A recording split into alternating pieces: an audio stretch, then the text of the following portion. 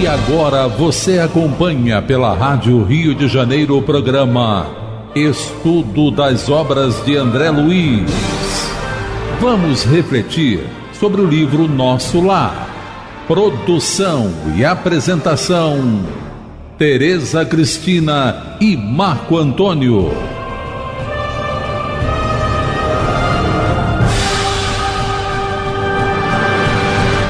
Amigos ouvintes da emissora da Fraternidade, Rádio Rio de Janeiro, novamente aqui estamos na Rádio Rio de Janeiro, a emissora que toda a família pode ouvir. Eu tinha que falar isso outra vez, não falei, mas é verdade. Para darmos continuidade ao estudo da vida no mundo espiritual através da obra Nosso Lar. Obra que foi ditada pelo Espírito André Luiz e que foi psicografada pelas mãos abençoadas de Francisco Cândido Xavier. Olá, caros ouvintes da Rádio Rio de Janeiro. Vamos começar o nosso estudo. Nós estamos no capítulo 44, intitulado As Trevas. No último programa, o Lísias começou a explicar para o André Luiz sobre o que seriam essas trevas. Como a gente lembra, o André Luiz ficou na dúvida dessa palavra, de ter escutado isso da boca do governador, porque até então ele só conhecia o umbral. E o Lísias começa a explicar para ele que a treva são regiões mais inferiores que é conhecida por eles lá. E aí a gente comentou que depois de algum tempo, o André Luiz vai ter notícia que mesmo as trevas, elas têm subdivisões. E uma delas ele vai conhecer, ele vai tomar conhecimento, ele vai tomar conhecimento no livro Obreiros da Vida Eterna, no capítulo do Obreiros, capítulo 15, quando ele vai conversar com uma equipe que trabalha no cemitério e diz que aqueles que estão ali, aqueles espíritos que estão presos aos corpos em decomposição, eles não estão numa situação tão ruim assim, porque existem espíritos que, ao desencarnarem, são, entre aspas, atraídos, sugados para as ele fala esferas subcrostais, quer dizer, são trevas pesadas. E aí o André Luiz passa para nós, mais à frente, no livro Obreiro da Vida Eterna, essa informação. Então o Lísias diz para ele que a região das trevas são regiões inferiores, mas não é geograficamente falando, elas são inferiores porque tem mais maldade, mais perversidade, mais ódio no coração daqueles que estão nessas regiões. E existe uma lei no universo, que é a lei de afinidade, a lei de sintonia, que nós somos atraídos e gostamos de ficar, de alguma maneira, perto daqueles que pensam, sentem como nós. Então, de alguma maneira, porque uma coisa que a gente também tem que lembrar, que não está dito aqui, mas no estudo da doutrina espírita, a gente sabe que o inferno, as trevas, não foram criações de Deus. Deus criou o universo e nós, pela nossa maldade, perversidade, ignorância, nós criamos o inferno. Porque Deus é bom. Tudo o que é bom, do bom não pode sair o mal. As trevas são interiores, né? A gente tem que lembrar isso, são trevas, umbrais, tudo é interior, questão interior nossa. E nós aqui, Nós comentamos aqui do livro Pensamento e Vida, capítulo 8, Associações, é exatamente isso. No momento que nós temos trevas interiores pelo nosso comportamento equivocado, sabendo que estava errado e fazendo errado, então criamos trevas interiores. Associamos-nos àqueles outros que fizeram a mesma coisa. Então, só associações. Aí criam regiões. Aí são essas regiões que somos nós. Basta que nós ainda que nós queiramos modificar e nós vamos sair de lá. Inclusive, nesse livro Obreiros da Vida Eterna, são exemplos disso. Né? Os espíritos trabalhadores, eles são trabalhadores, realmente, eles vão a essas regiões tentar libertar aqueles. E são cenas ali, quem quiser ler o livro Obreiros da Vida Eterna, vão ter bem notícias dessas regiões trevosas. Porque a psicografia de Francisco Cândido Xavier, você parece que está vendo a cena, né? Então, você vê, por isso que eu falo ver, você vê situações ali que realmente é aquilo que Jesus fala, choro e ranger de dentes. Mas a pessoa tem que querer sair realmente, não basta falar. É interessante isso, eles conseguem tirar dali as pessoas que realmente querem. E quando querem, criam em volta de si um halo brilhante. Aí é aquele querer, né? Só basta o querer, já começa, a ajuda vem. Que foi o que aconteceu com o André Luiz, né? Quando ele começou a raciocinar, o Clarencio apareceu para ele. Outra coisa que a gente viu no programa passado, que o Marco leu, foi a questão de que o Lísias vai dizendo para o André Luiz que todos somos itinerantes na vida e que existem alguns poucos que seguem, né, resolutos, visando o objetivo essencial da jornada. O objetivo essencial da jornada é a gente evoluir para Deus. É a gente, né, como a gente leu na pergunta 115 do Livro dos Espíritos, nós somos criados simples e ignorantes, mas o nosso objetivo é desenvolver a nossa inteligência e seguirmos para Deus. Então existem alguns poucos que fazem isso, né? E aí ele diz que esses seguem sem vacilações, no caso, né, sem nada os atrapalha, eles seguem naquela linha reta, eles sabem, e o que é seguir na linha reta?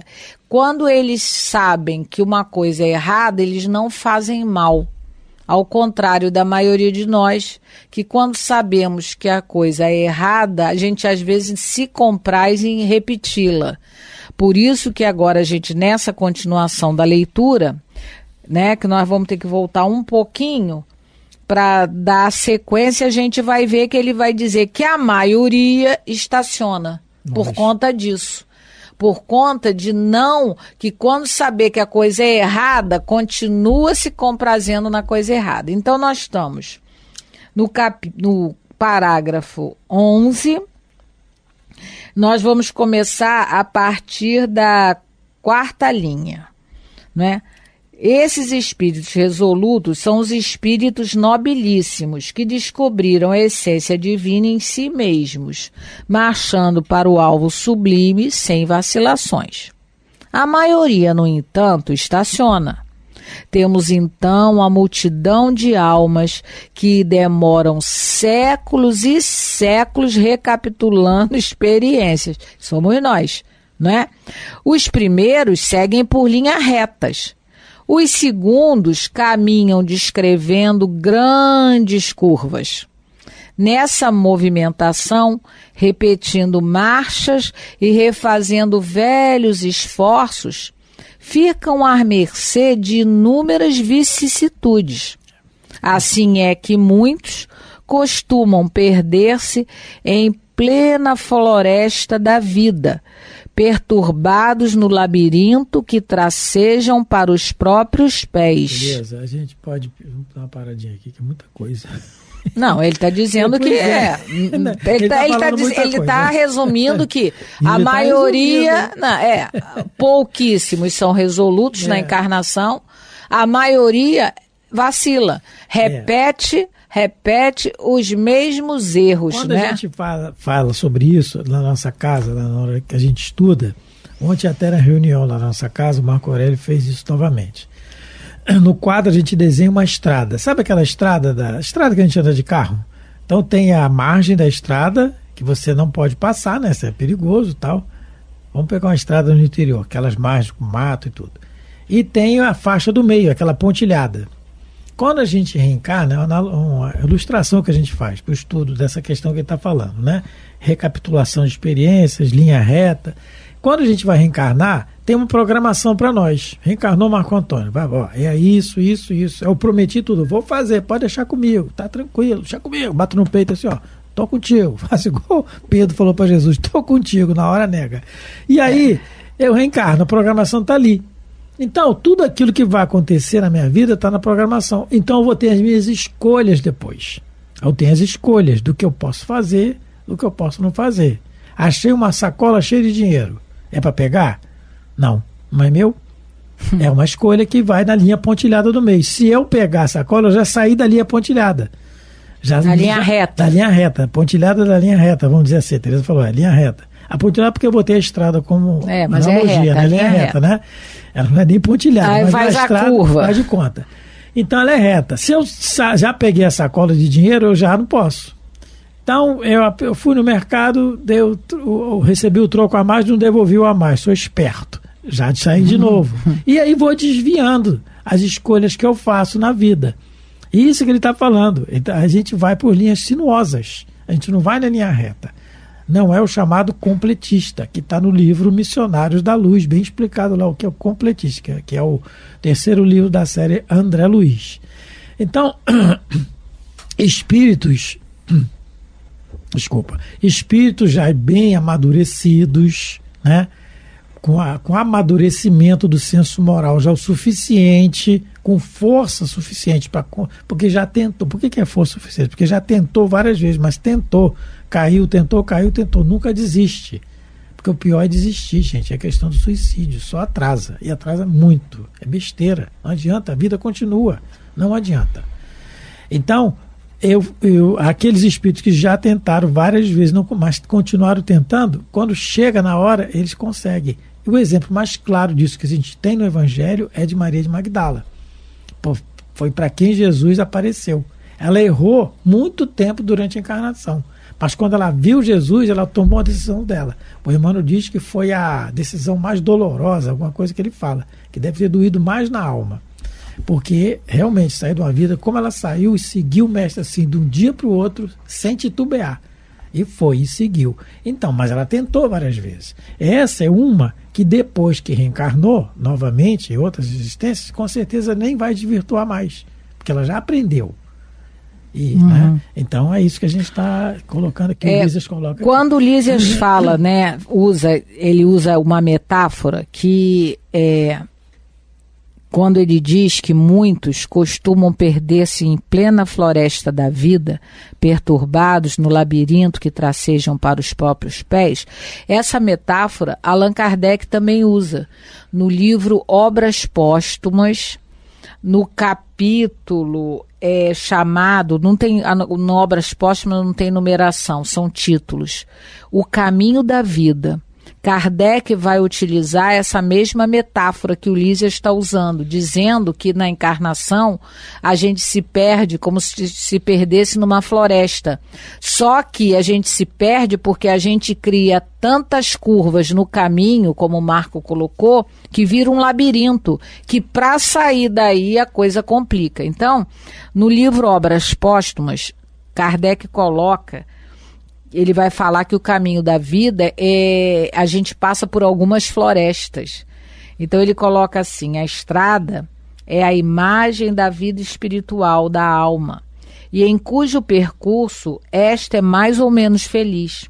As florestas são as existências corpóreas, em que a alma trabalha pelo seu adiantamento, ao mesmo tempo que na obra geral.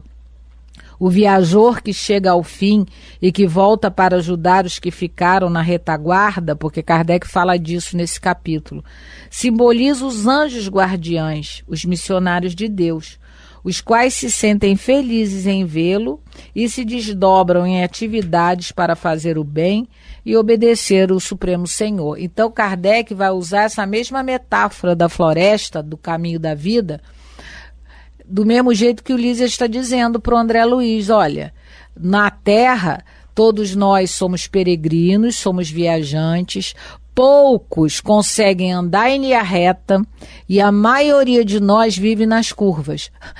Mas curvas criadas, como ele coloca aqui, labirintos criados com os nossos próprios pés, porque não foi Deus que coloca a armadilha para a gente, não. A gente é que resolve, de alguma maneira, ao invés de seguir as orientações de Jesus na nossa vida, a gente segue as nossas próprias as vontades.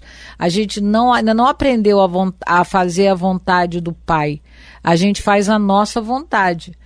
Não é? É como se a gente tivesse tirado Deus do centro da nossa vida e se colocasse como o rei absoluto da nossa vida, fazendo só o que quer, em detrimento de quem quer que seja, sem se preocupar com ninguém, fazendo só o que quer fazer para obter lucro, para obter vantagem, para ter prazer. Então, aí, a maioria somos nós. E ele aí vai continuar a falar. Classificam-se aí os milhões de seres que perambulam no umbral. Então, quem são esses que estão perambulando no umbral? Senão aqueles que se desviaram do caminho reto, que é o caminho do Senhor. Por isso que João Batista falava para a gente andar nas veredas retas, nos caminhos retos. E o caminho reto é o caminho do Senhor.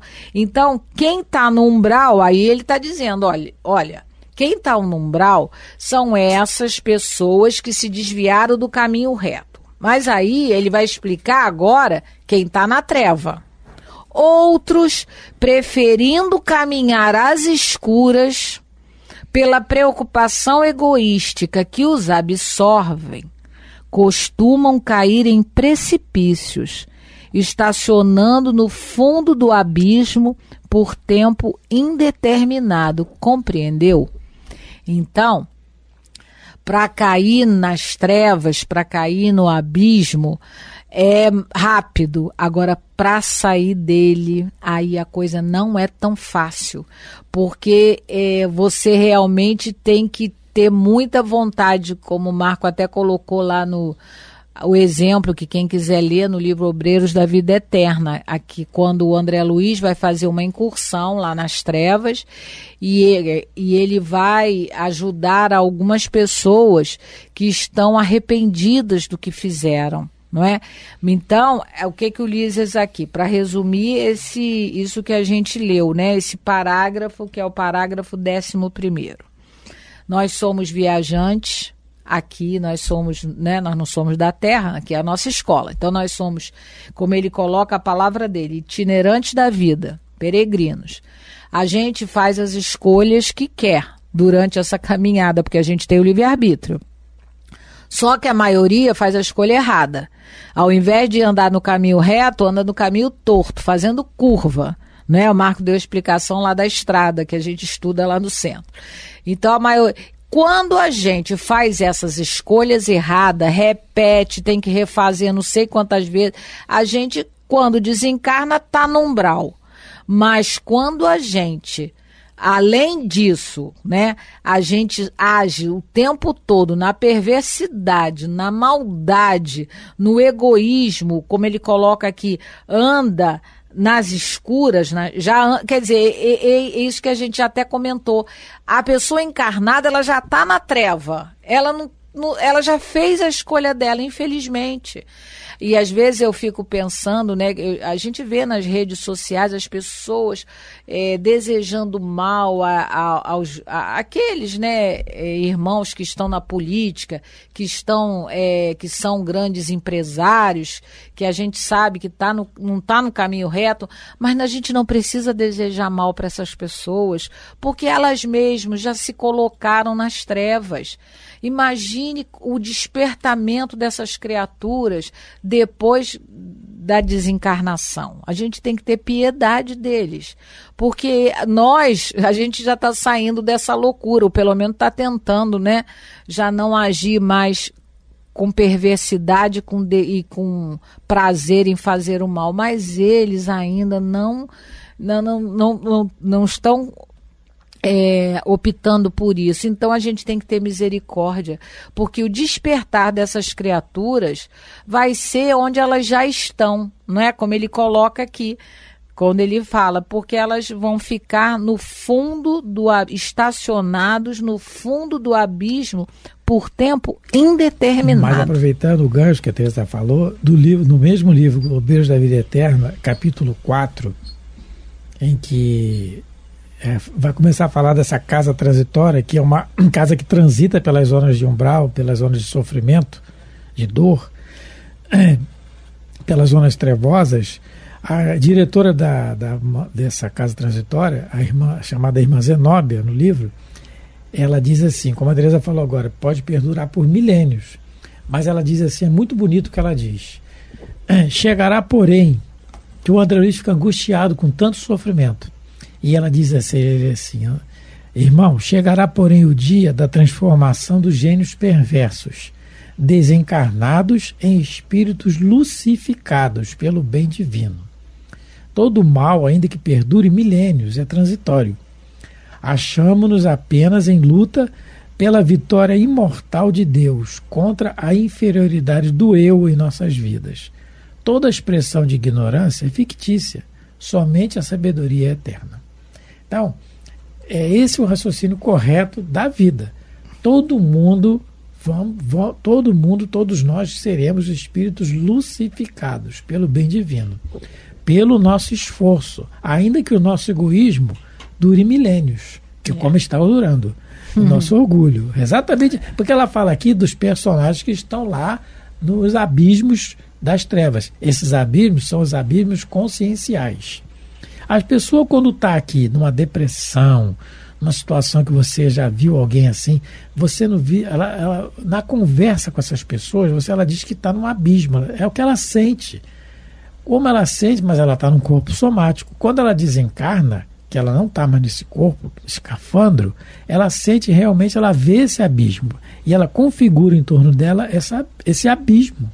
É exatamente isso. É o que o avô do André Luiz, no livro No Mundo Maior, ele pegava a lama onde ele estava, desencarnado, e via ouro. Onde ele estava era lama entre aspas, porque é a consciência das pessoas que estavam em volta. A ideia das pessoas era a ideia lamacenta, então era lama. Mas ele pegava aquela lama, que não era lama como nome, e via ouro. Então é aquilo que traz por dentro. E a gente se acha apenas numa luta da vitória imortal de Deus contra a inferioridade do eu em nossas vidas. Então a inferioridade do eu está em nós, é o nosso egoísmo e o nosso orgulho, nada mais menos do que isso. Então, quando Lisas diz aqui, preferindo caminhar às escuras, já leu essa parte, Teresa? Já preferindo caminhar às escuras é a preferência nossa, é nossa preferência. E quanto maior o conhecimento que a gente tem, mais a gente vai ser cobrado. No próximo programa, porque nós estamos chegando ao final, a gente vai dar um exemplo de como não é tão fácil assim sair das trevas desses abismos. Depois que a gente se localiza nele, a gente vai dar um exemplo do livro Memórias de um Suicida. Mas vai ficar para o próximo programa, porque agora estamos chegando ao fim. Agradecemos a todos pela companhia, agradecemos a Deus, a Jesus, aos bons espíritos, por nos poderem ter dado a honra nessa encarnação de termos o contato com a doutrina espírita, para que a gente possa agora, a partir desse conhecimento, desse amparo, saber sair das nossas trevas interiores, buscar a luz do conhecimento, do entendimento, pelo menos nos esforçarmos para isso. Deus abençoe a todos, muita paz de Jesus. Muito obrigado pela atenção, pelo carinho, pela paciência de nos ouvir. Fique com Deus. A Rádio Rio de Janeiro apresentou o programa Estudo das Obras de André Luiz. Produção e apresentação, Tereza Cristina e Marco Antônio.